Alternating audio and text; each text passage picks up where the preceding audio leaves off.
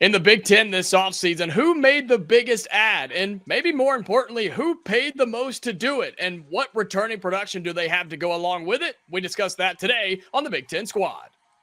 You're talking ball with the Big Ten Squad. From USC to Ohio State, from Michigan to Oregon, from Nebraska to Washington, it's the local experts of the Locked On Podcast Network bringing you scoops, breakdowns, and the most comprehensive preview of the upcoming Big Ten weekend. No hurt feelings and thin skin allowed. Squad up, you're part of the Big Ten Squad. Welcome in, it is the Big Ten Squad. That's right, it's a weekly episode that we get as many Big Ten hosts, a part of the Locked On Podcast Network, as we can together. We have some fun, we talk some smack. It's the best time of the week. I'm Jacob Goins, host of Locked On Hoosiers, your moderator today. Nobody told me if I have to be middle ground or not, so we may talk a little Indiana on this show. We've got Craig Sheman, host of Locked On Big Ten, Trent Cotton, host of Locked On Hawkeye, Spencer McLaughlin somewhere in the world, I don't really know, the traveling man himself, of host of Locked On Ducks. We've got Zach Seiko, Locked On Nittany Lions, and Roman Tomashoff of Locked On Huskies. And so, gentlemen, there's a lot happening in terms of off-season movement and off-season production, or maybe just additions for Big Ten teams. And we saw Bill Connolly of ESPN released his returning production list, and some surprising ones on here. Craig, we're going to start with you since you cover the conference as a whole. Can you believe some of these rankings? Illinois, third in returning production at 76%. Rutgers at 7 at 71%. I mean, what's going on between Illinois and Rutgers bringing all their players back? Well, first of all, and I like to point out that this is the first time ever this show's been up. Now, Trent's done shows from his car before, but Spencer, I think, is in a Chick-fil-A or something. I think this is phenomenal. No other Locked On Squad show does this. So that's Chick-fil-A awesome. in Henderson, Nevada, Craig. That's a first. Wow. That's a first here at the network. That's how Henderson, lonely Nevada. I am, is I'm that desperate to hang out with you guys and delay my eating of Chick-fil-A. Wow. Well, to get back to, by the way, with pickle or without? I don't know what you like. No, I don't care. Pickles are fine. Just throw it all on there. Wow. So back to a lot of the returning offense and production with these teams. You know, you start with teams like Illinois and Rutgers, who have their quarterbacks coming back. I'll throw Drew Aller in there too at Penn State, and I think that's. And everybody else is wide open. Everybody's all starting fresh in the Big Ten. I think nationally, Clemson's got I saw 80% of their production coming back or something like that. But there's not that many schools in the Big Ten that have returning quarterbacks. So I think if you got a returning quarterback coming back, you got a lot of your production coming back right there. And that's only the case in about 3 schools in the Big Ten. We'll go to Zach Seiko, Locked On Nittany Lions. You guys are in that list a little bit. You're 33rd in terms of returning production, 63%. Does that sound okay to you? Does that make you a little bit nervous? We're going to talk about big additions later, but does 63% returning production, is that fine for you there in Happy Valley? It's what the 63% is compromised of. Your starting quarterback, your 2 co-starting running backs, 4 out of your 5 starting offensive linemen. As big of a deal as it is to lose Tyler Warren and Abdul Carter, you are getting the most coveted positions back. The argument that football games are won and lost in the trenches. Okay, well, there you go. Penn State's offensive line is taken care of. Well, quarterback's the most important position in college football. Drew Aller's back for his 3rd season of starting action for Penn State, 4th year within the program. How many people can even say that for a quarterback in this day and age of the portal and NIL? And then, well, if you run your way to victory. Teams that win are usually running the football. Well, you have Nicholas Singleton and Katron Allen back. So Penn State's offense is in a really good spot. Oh, and they got Andy Kotelnicki back too. So the second year of Andy Kotelnicki's offense that took Penn State to new heights, that was a middle-of-the-road team under Mike Yurcich when it came to being offensively.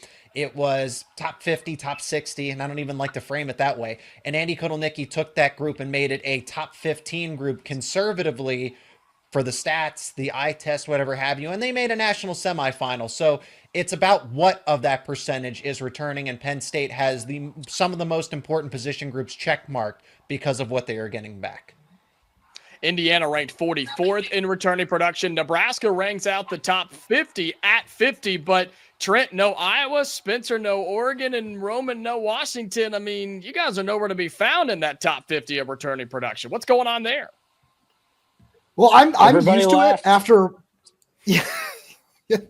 after what I had to go through following the 2023 season. This is not shocking at all. What I will say is the most important when it comes to Washington is you're getting some of the most important production back, though. Like I look on defense and you're losing a whole bunch of starters. You're losing basically, I think it's 10 of your 12 leading tacklers, highlighted by Carson Bruner, Alfonso Tupatala.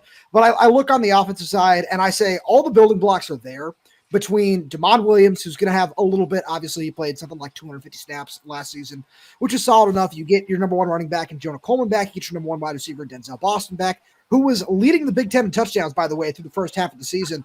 And then as the competition started getting tougher and Washington's offensive line just kind of fell apart down the stretch there, his production dropped a little bit. But with Damon Williams at the helm this year, I expect that to just kind of jump back up. But yeah, it's not something I'd say I'm shocked about, Washington being nowhere to be found. But with what they brought into the transfer portal, I think that this team has nowhere to go but up. You know, I think for Oregon, Jacob, I wouldn't be surprised. I actually haven't glanced at their returning production ranking yet. I wouldn't be surprised if it's bottom 10% in all of college football. I mean, it might not actually be, but it's not going to be high.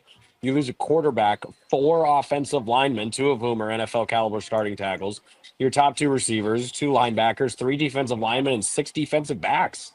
You know, there are recruiting classes ready to take a step forward. Oregon's done well in the portal. This isn't going to be a, Michigan, Washington, TCU level drop off from last season after playing at such a high level. But, I've been tampering expectations down for Oregon fans really all offseason because I don't have the same expectation for Oregon. I look at them in 2025 as, hey, you go 10-2, make the playoff and see what happens. That's a really good year. But I don't view them as having the same ceiling as they did in 2024, which they came close to hitting, but obviously did not entirely because I believe they could have won the national championship, but they laid, of course, a massive egg against Ohio State the second time around. So I look at this Oregon team and, they're not going to be high on that list, and I expect them to be really, really low. Well, it's 109 in case you're wondering. And so, Yeah, Trent, that your sounds guys, about right. I was not the top 50, but hey, Ohio State's not either, so maybe it's not so bad. Well, Yeah, the Iowa and thing that you Ohio look at State, with, one and the same. all right, knock it off. Yeah, 55-24. We still got that in our back pocket. We can beat Ohio State from a time or two, but it didn't happen, obviously, this season. The production obviously goes down with the loss of Caleb Johnson offensively. He was the offense this year. The hope is, though, and I'm not going to paint a picture. I'm not all sunflowers and violets like you guys over there. I understand that the Iowa production is going to be a concern. But we saw a year ago actually a competent offensive coordinator. The offense wasn't great, but it was improved from the idiot Brian Ferentz, and now we move on to year number 2 of Tim Lester. You bring in a highly competent quarterback in Mark Gronowski, a guy that's won national championships at the FCS level, can play an Iowa style that makes a whole lot of sense for them. You anticipate that they're going to take a step forward. But in terms of production, look, this past year was the year. This was the year this past year in 2024 for Iowa to make a big jump. They had the schedule in front of them outside of the game against Ohio State. They weren't able to capitalize. And I think we're going towards a time that this is going to be incredibly difficult for Iowa to make a big jump up, to take a big step forward from the standard 8-4, 9-3 type of team that we're growing accustomed to. And it's because they, schedule-wise, are going to have as difficult as anybody's going to have in the Big Ten next year. Plus, you lose 7 starters off that defense from the last couple of years. Production is down, and I think there's some big concerns for Iowa this coming season. Well, it's interesting that this is the group that we have here because it's kind of all over the place with returning production. But what about money spent? Well, who are spending big bucks to get big players? We have that coming up for you next, right? Definitely here on not Big Ten Oregon. Squad. Definitely not Oregon.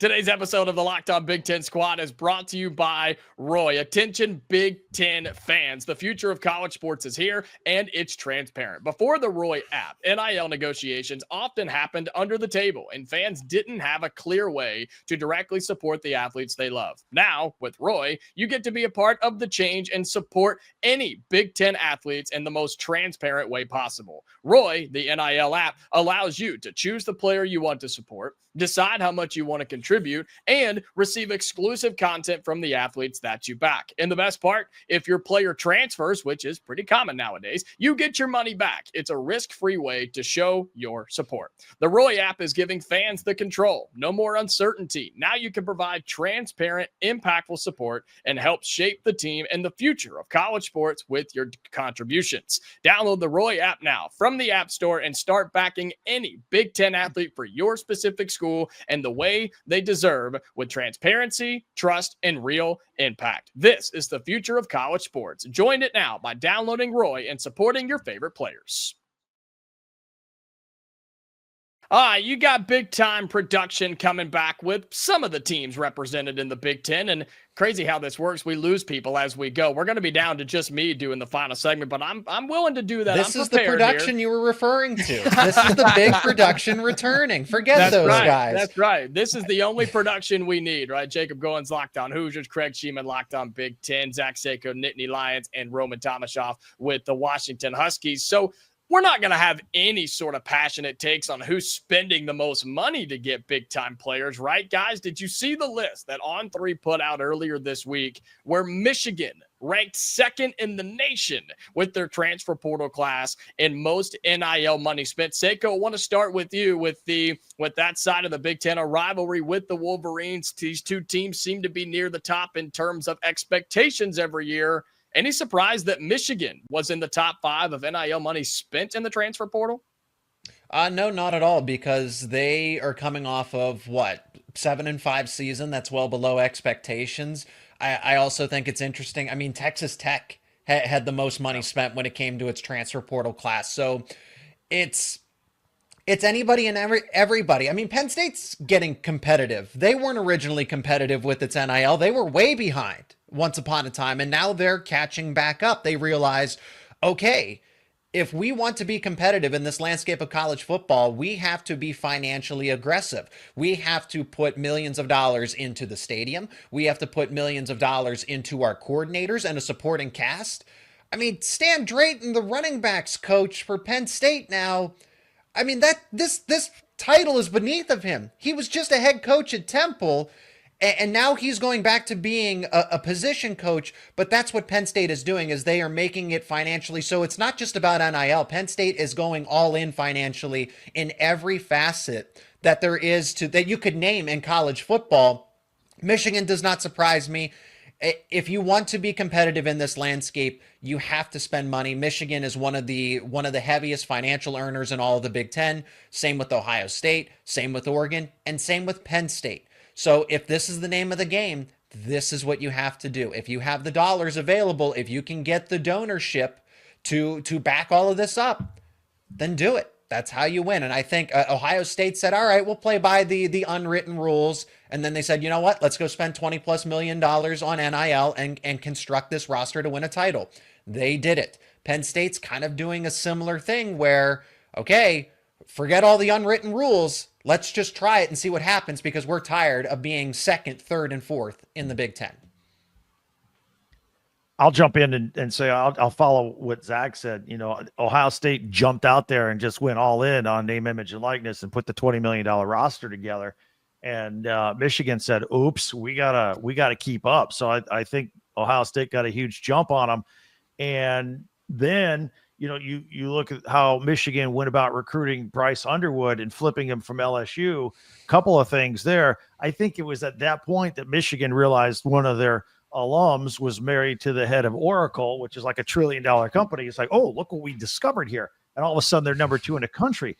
The other thing I'm going to be interested to see is the way they threw $12 million at Bryce Underwood. Did they reset the market, or the quarterback market, if you will, moving forward? They did that late in November, December last year, right? Kind of when things were wrapping up with recruiting and getting people to sign for signing day. I'm curious to see, our other schools, are we now going to be throwing $12 million out to get a quarterback somewhere? Is it going to be higher? Is it going to be $15 million just for the quarterback? And by the way, that's over 4 years, but still. I mean, you back in the olden days of 18 months ago, you can get yourself a good starting quarterback for $1.5 million. Back in the good old days, man. Well, does it return on investment though, Roman, have something to do with all of this? I mean, will it not balance out at some point? Oh, 100%. Where Like if Bryce Underwood wins a national championship at Michigan over his 4 years, I don't think anybody's going to care what the price tag is. And that's at the end of the day, that's kind of, to get my one Oregon shot in. Unfortunately, Spencer's no longer here. Every single dollar Phil Knight has ever spent on the University of Oregon does not matter because they haven't done anything. Like at the end of the day, who cares if it's not paying off at the end of the day? And that's why, Ohio State going all in, spending $20 million. Who cares? They won the national championship. Penn State, if they were able to, get to the national championship game this year, Zach, I feel like they have a really good shot at doing so. Who cares what that price tag looks like at the end of the day? And I feel like it's the same thing for a lot of the top teams around college football as NIL continues to become a much bigger part of the game. And I'll say this. Can we take a moment just to appreciate how as close to humble as Spencer was with the change in venue and internet connection, just how that will humble a fella. Yeah, and how there's no way he'll go back and watch this and catch Roman stray and come back even more upset next week. I don't even think he hears Roman. I don't even think he hears. No, it goes in one ear and out the other. I can tell you that with 100% certainty. Or he just mutes his setup the second that. All right, we're gonna go to Roman over at Locked On Huskies, and he's. You know what? From that standpoint, I do understand that. I get that. Yeah, well, if I get my hosting abilities taken away from me and they do give them back to Spencer, I'm sorry, Roman. I have no control over that. But I do want to throw this out there too, because while we're talking about these big spenders in this top 5 list, again put out by On3, Michigan was ranked 2nd, Texas Tech was ranked 5th. The other 3 teams are from the SEC, and so as the Big Ten squad, I know we're not all represented here today, but should we be worried about the Big Ten being left behind? I'll speak from the Indiana perspective. I mean, we're catching up because of NIL, and people are still sleeping on the money that's in Bloomington right now for not just basketball, but big time football as well. Any concern that the Big Ten is left behind from some of these SEC schools throwing dollars around? I have zero concern about it. I mean, the cash is flowing. The only thing, and I know name, image, and likeness collectives are separate from the athletic department, but I'm going to be curious to see how we meld the new revenue share once that gets approved in April, and every team's got to fork over $20 million to every year to athletes. I'm kind of curious to see how that merges together. But I mean, athletes are going to be having multiple income streams between a name, image, and likeness and revenue streaming. But I'm not too worried about it. I think the message is out. The Big Ten and the SEC, they're going to be top dogs. I think everybody's going to step up to the plate and spread the money around. So I've got 2 things I want to get out there. First of all, no, it's not shocking. The SEC is now, gone 2 years without even an appearance in the national championship game. You're starting to get a little desperate down there in that part of the country. So I think that certainly plays a factor. Yeah, we may or may not have an SEC guy running this show today. So sorry, we have an SEC wannabe around the horn producer. Hey, the fans don't even want to know who's running this show on the back end of things in representation of the SEC. Let me pick up with Roman. I want to add to that too. I'm gonna steal your thunder because the SEC hates NIL. The SEC hates the transfer portal because for the longest time. This is all alleged, of course, but notice how the paradigm shifted the second that, okay, it is legal to pay players. It is legal to tamper. Nick Saban and other coaches in the SEC calling for regulation and litigation and there be to more rules and everything. Do you notice how they weren't saying any of that for the decade prior? It was only until the Big Ten started catching up and using, again, Ohio State, Michigan, Penn State, Notre Dame, all of these schools were playing by these unwritten rules of Penn State calls it success with honor. It's the exact same thing of, well, we don't want to go on a spending spree to get players. And what the SEC schools would do was, okay, allegedly, you would pay some players under the table, you would get them to stay, and that's why they had all this depth, and it was a next man up mentality. And now Ohio State, Michigan, Penn State, Washington, Indiana, anybody can go and say, hey, you're a backup here. You could start here and we'll make it financially worth your while. Whoa. Now we need rules. Now we need regulations. So the SEC conference hates NIL. They hate the transfer portal. And that's why we're seeing all this concern about, is it going to be regulated? We can't have these unethical problems. Give me a break. I'm with you. I'm with you on that. Now my second point, since I've kindly been unmuted. One thing I'm really interested in is something that Washington did a really good job of getting out ahead of a week or two ago. They hired the role as a former NFL agent in Cameron Foster as their senior director of contracts and cap management. Now I'm really interested to see if this is a position or just something similar that becomes more just widely discussed at other schools around the country, where other schools start bringing in somebody to handle that, to handle negotiations, to handle revenue sharing, to handle just practically the salary cap that's going to be coming down. So I think that's something that I just want to keep an eye on, that I think Washington's done really well. Well, I think it is happening because the other schools call it a general manager. I mean, I didn't know you could be a general manager of a college program until about 6 to 8 months ago. And everybody's doing it now because you got so much you have to juggle. You need a person in charge of all that stuff. I think so. And I think North Carolina was the big one, of course, with Bill Belichick being hired there. That was one of the ones that really caught storm. And there's so much happening. You said it, Craig. There's so much happening. You have to have more people in the building. Good thing is, like, tampering and things don't happen, right? None of that's going on with quotes floating around that say if you're not doing it, your team is being left behind. Wild times we're living in the college football season. But coming up in our final segment on the Locked On Big Ten Squad, who brought in the biggest names this offseason around the Big Ten? We'll talk about that in our final segment coming up on the Locked On Big Ten Squad.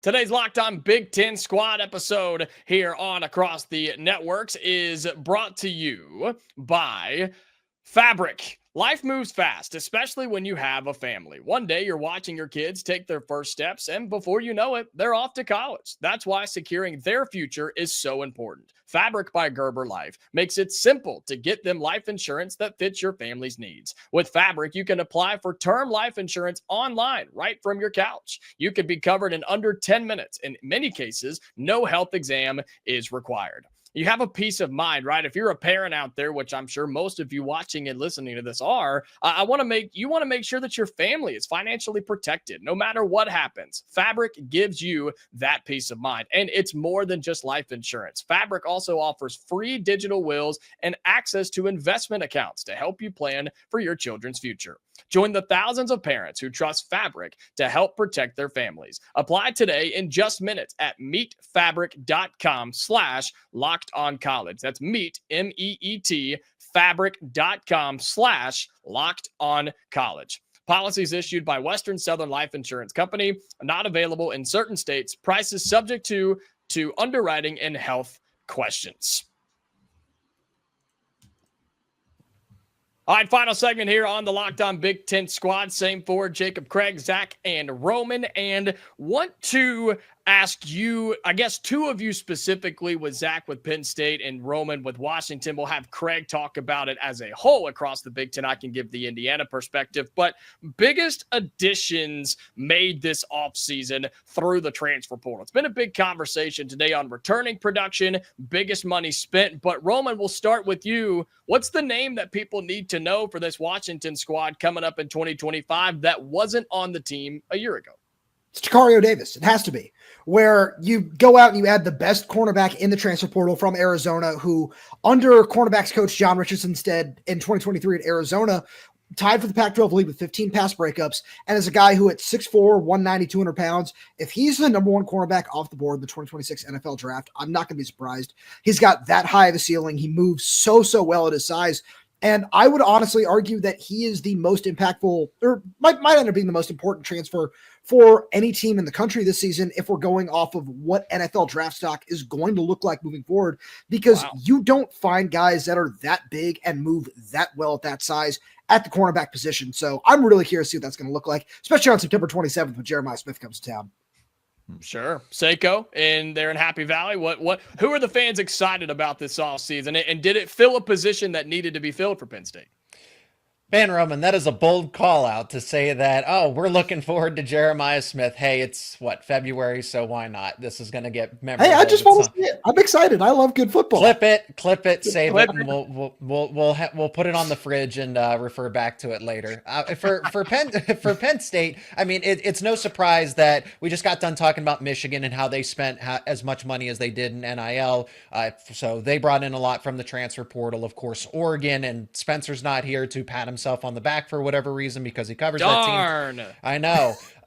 But for Penn State, they are not going to be a team that routinely tries to buy their way through the transfer portal, if you will. They go and get complementary additions to the team. So they needed wide receivers. Well, they got not only one, but they got two. They got Kyron Hudson, and it's a shame that Mark isn't here from Locked On USC to kind of explain and back up what I think of Kyron Hudson.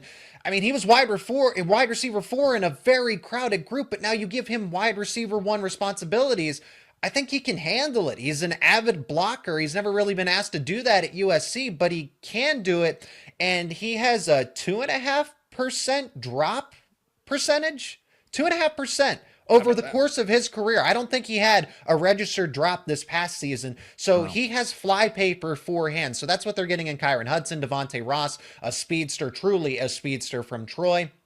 They're going to be this 1-2 punch of Hudson's going to be the underneath receiver, the possession guy, and Ross will be over the top, that speedster. So Penn State has made good transfer portal additions just because they helped the team. Are they the big splash at the top of the rankings? Not necessarily, but they don't have to be, because what they're going to give Penn State is honestly going to be more important than what a star ranking says. And honestly, one that I don't think gets talked about enough, just because Penn State's in such a great spot with its offensive line. And get ready for me to bang the drum that they have the best offensive line in college football, at least at a minimum, top 3 in the nation. They added TJ Shanahan from Texas A&M. That was an 8-game starter a season ago, a 5-star prospect from the class of 2023. And he decides, you know what? I'm going to give up my starting ability at Texas A&M to go be a rotational guy at Penn State. I mean, that's really saying something. So it's the rich get richer in the sense Penn State's returning 4 of its starting offensive linemen,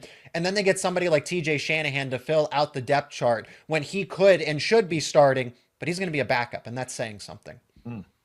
Well, I'll give the quick Indiana one, and then I want Craig to kind of give an overlook on what has made noise around the conference, if you're good with that, Craig. The obvious one in Bloomington quickly was Pat Coogan, the Notre Dame offensive lineman, who is now going to be a starting center at Indiana, somebody that helped Notre Dame get to a national championship game. They had one of the best offensive lines in the country. They had one of the best running games in the country, and Indiana brings that in along with 2 other starting Power 4 now, RIP to the Pac-12, Power 4 starting offensive linemen. And so you bring 3 of those guys in, plus a starting quarterback. Indiana did pretty well in the transfer portal, but I'm curious with Craig, who does Locked On Big Ten, noise, or who made the most noise around the conference in your mind? Well, actually, I had 2 schools that I wanted to drop, and thankfully, you're Locked On Hoosiers. I had the Hoosiers. I mean, seriously, you got a new starting quarterback that everybody wanted in Mendoza.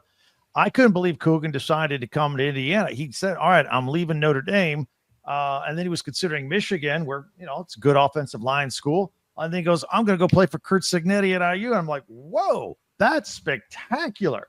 So Indiana's got to be on the list. And if you look at Cignetti in year 2 recruiting out of high school, he's still ranked kind of still toward the bottom, bringing the high school recruits.